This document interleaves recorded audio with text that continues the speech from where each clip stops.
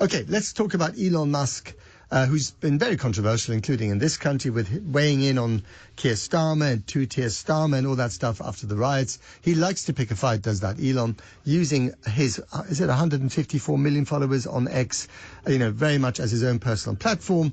All the moderation side of X, when he took over Twitter and turned it into X, that was scaled down massively. And people are leaving X, in fairly large numbers. And now, for the first time ever, you've got the state of Brazil, no less, basically preparing the ground to ban X in Brazil itself. What is the basis of them doing that? Does it spell trouble for X worldwide? Could it be overturned? Lots of stuff to go through here. Let's speak to Yair Cohen, a solicitor specializing in social media law. Yair, good morning to you.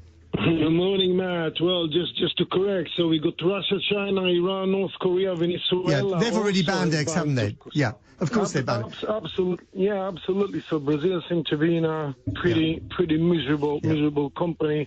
So the whole thing started really where a liberal, progressive Brazilian Supreme Court judge ordered X to remove hundreds of profiles relating to what he described as a far-right account, most of which were criticizing the government ahead of the October local election. And the whole thing has been done in secrecy, the secrecy of the night. And Musk said, no, doing this, if we were to have a process, we need to have a transparent process. And if the court insists that we remove those accounts, we're going to publish all those communications. And it went backwards and forwards and backwards and forwards.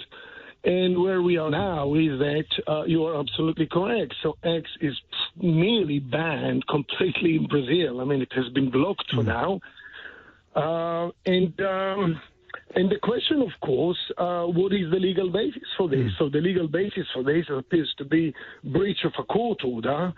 And it seems we're going round and round in circles here. So do you think this is a witch hunt against X and Musk by the Brazilian courts? Well, there could be something personally going on there, but I think it is the issue is much broader than being a personal matter. It is really about free speech, and it is about governments utilizing the courts to suppress free speech. And we could see here, for example, we could see Keir Starmer recent warning to social media firms over misinformation, including threats to shut them down if they spread what Keir Starmer believes is misinformation. But also, has Musk undermined his own claims here to be a free speech platform when he himself, with his millions of followers, is using this very much to plug his own political message? Well, he has got access to X as much as anybody else. I mean, Musk can. But he's the owner as well. As much as you and I could do. Yeah. I mean, the fact that he's got followers, but does it not skew the legal position of the platform when you have the owner of the platform using it very much as his own foghorn? Well, if you want to put it this way, but again, Musk utilizes free speech the same way that I utilize on the platform. Yeah, but you don't own a social media platform. That's the difference. Well, just because you're on a social media platform, that doesn't mean you don't have a right to express yourself freely. But I think the point really, I've been for nearly 20 years, I've been trying to hold social media platforms liable and responsible for spreading misinformation. So if I defend you, Matt, if I said something horrible about you, when people are harassed, people take their own lives, people the consequences are horrific, but social media platforms are never liable. You cannot go after social media platforms.